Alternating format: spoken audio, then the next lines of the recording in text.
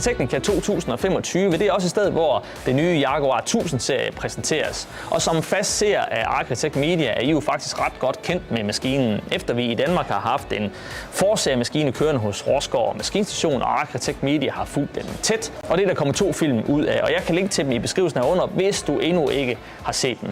Men selvom I nu kender maskinen fra A til Z, så trumfer Claes alligevel på Agritechnica med at præsentere endnu en ret så interessant tilføjelse til Jaguar 1000 finsnitteren, nemlig et 16-rækket skærebord svarende til 12 meter.